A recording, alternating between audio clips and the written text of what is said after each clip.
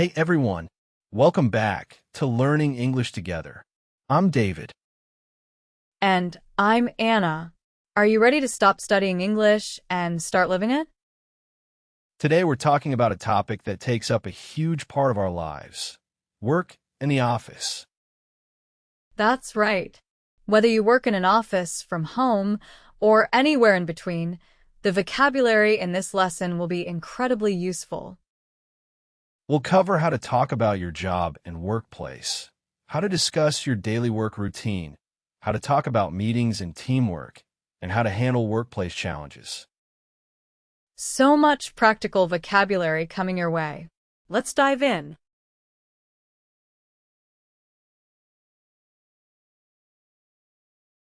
Okay, let's start with the basics. How do you describe your job and where you work? The first question people often ask when they meet you is, "What do you do?" or "What do you do for a living?" What do you do for a living is a very natural way to ask about someone's job. For a living means how you earn money to support yourself. You might answer, "I work in marketing," or "I'm in finance," or "I'm a software engineer." Using "I work in" followed by an industry is very common and natural. You can also describe your company. You might say, I work for a large company, or I work at a startup. Startup is a young, growing company, usually in technology. If you work in a physical office, you can say, "I work in an office downtown," or "Our office is in the city center." Many people now work remotely. Work remotely, or work from home, means you do your job from your house or another location, not a central office. You might say, "I've been working remotely for 2 years," or "My company is fully remote. There's no central office." Fully remote means the entire company works from different locations and there is no main office at all. Another useful phrase is hybrid. A hybrid work arrangement means you split your time between the office and working from home. Like, I go into the office 2 days a week and work from home the rest. That's a hybrid schedule. Your position or role is also important vocabulary. Common job titles include manager, team lead, director, analyst, coordinator, and developer. You can say, I'm a project manager at a tech company, or I work as a data analyst. Work as followed by a job title is a very natural structure. Job and workplace vocabulary. First, what do you do for a living? The natural way to ask about someone's job. Second, startup, a young, growing company, usually in technology. Third, work remotely. To do your job from a location other than a central office. Fourth, fully remote, when the entire company has no central office and everyone works from different locations. Fifth, hybrid, splitting work time between the office and home.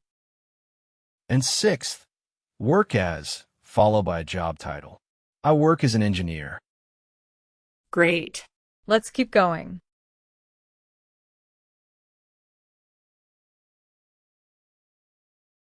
Okay, now let's talk about the daily work routine. What happens during a typical workday? A great conversation starter is, what does a typical day look like for you? This invites someone to describe their daily work routine.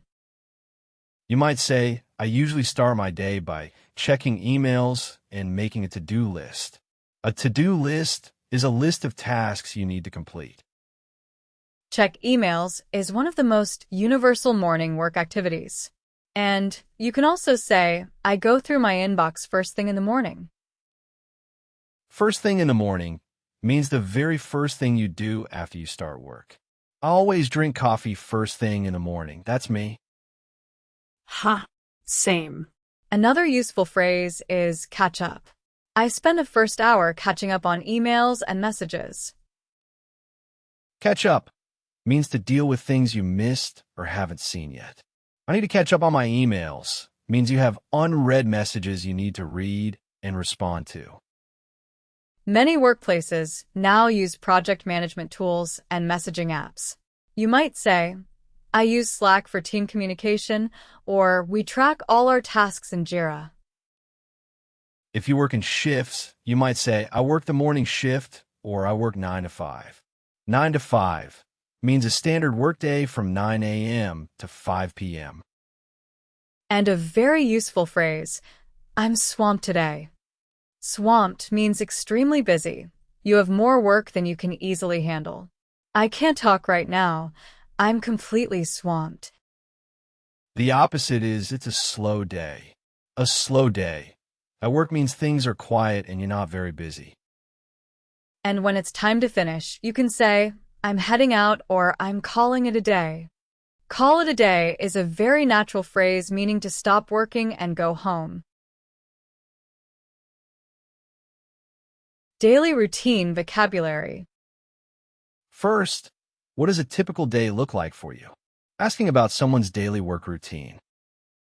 Second, to-do list, a list of tasks you need to complete. Third, catch up, to deal with things you haven't seen or read yet. Fourth, swamped, extremely busy with more work than you can easily handle. Fifth, 9 to 5, a standard workday from 9 a.m. to 5 p.m. And sixth, call it a day, to stop working and go home. Let's call it a day. On to meetings.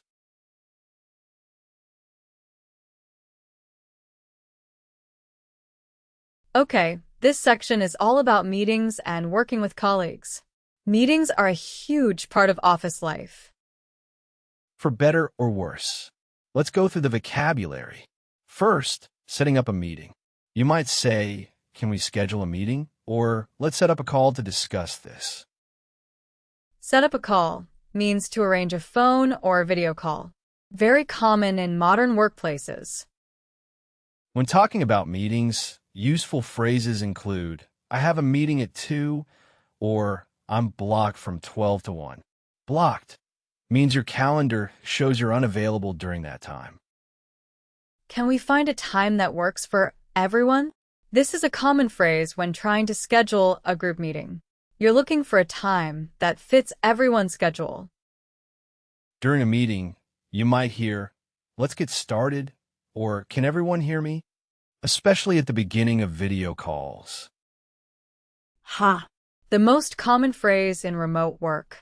Other useful meeting phrases include, let me share my screen and can you mute yourself? Very common in video meetings.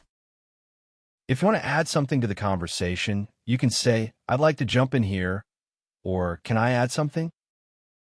Jump in means to join a conversation or activity that's already happening.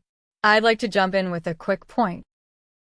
After a meeting, there's often follow-up work. I'll follow up on that. Means you will continue working on something and report back. And a very important phrase, action items. Action items are the specific tasks that need to be done after a meeting. Let's confirm the action items before we end. Great teamwork vocabulary also includes collaborate, brainstorm, and delegate. Collaborate means to work together. Brainstorm means to think creatively as a group to generate ideas. Delegate means to assign a task to someone else. You might say, let's brainstorm some ideas, or can you delegate that task to someone on your team? Meeting and teamwork vocabulary. First, set up a call, to arrange a phone or video call. Second, blocked, when your calendar shows you're unavailable during a specific time. Third, jump in, to join a conversation or activity that's already happening. Fourth, follow up, to continue working on something and report back. I'll follow up on that. Fifth, action items, specific tasks that need to be completed after a meeting.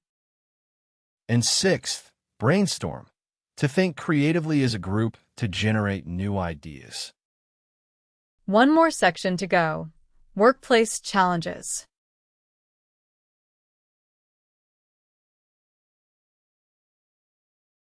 Okay, last section. Handling challenges at work. Not everything at work goes smoothly, so let's learn how to talk about difficult situations professionally. One of the most common challenges is a heavy workload. If you have too much work, you might say, "I'm overwhelmed with work right now," or "My plate is really full." My plate is full means you have too many responsibilities or tasks to take on anything more. Very natural and professional. If a project is behind schedule, you might say, "We're falling behind on this project," or "We're running behind schedule." Behind schedule means you are later than planned. The opposite is ahead of schedule. You are finishing faster than expected. Great news! We're actually ahead of schedule on this one. If there's a problem or issue at work, useful phrases include, "We've run into an issue," or "There's a complication." These are professional ways to describe problems without sounding too negative. Run into an issue means to encounter a problem unexpectedly. We ran into some technical difficulties means unexpected technical problems appeared. When dealing with difficult people or situations at work, you might say, "I need to have a difficult conversation with my manager," or "We need to address this professionally." Address means to deal with or talk about a problem directly. We need to address this issue before it gets worse. And a very useful phrase for managing expectations, "I'll keep you posted." This means you will give someone regular updates about progress. I'll keep you posted on how things develop. This shows you are responsible and communicative. If something is urgent, you can say, "This is time sensitive," meaning it needs to be done quickly because of a deadline. And the opposite, "This can wait," means it is not urgent and can be done later. Finally, one of the most professional phrases in English. Let me get back to you on that. This means you will find the answer and respond later. Very useful when you don't know something immediately. Workplace challenges, vocabulary. First, "My plate is full." You have too many tasks or responsibilities to take on more. Second, behind schedule, later than planned. Opposite is ahead of schedule.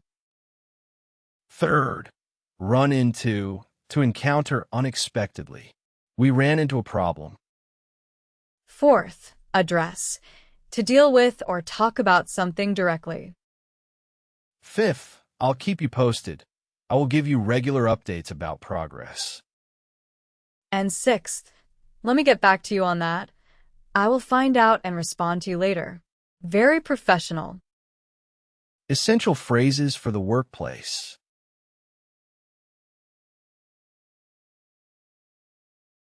What a practical lesson. Work vocabulary is something you'll use every single day. We covered how to describe your job and workplace, including remote work, hybrid schedules, and job titles. We talked about the daily work routine, to-do lists, catching up, being swamped, and calling a day. We went through meetings and teamwork, setting up calls, jumping in, action items, and brainstorming. And we covered workplace challenges, managing heavy workloads, dealing with problems, and keeping colleagues updated. Here's your challenge this week. Describe your job to someone in English. Try to use at least 3 phrases from today's lesson. Something like, "I work remotely as a software developer.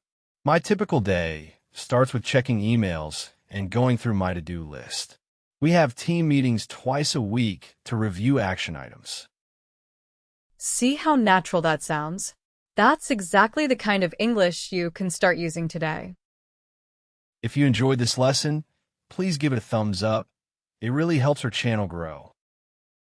Leave a comment and tell us, do you work in an office, from home, or hybrid? We'd love to know. Subscribe and hit the bell for a new English lesson every week. Bye, everyone. Have a productive day. Bye-bye.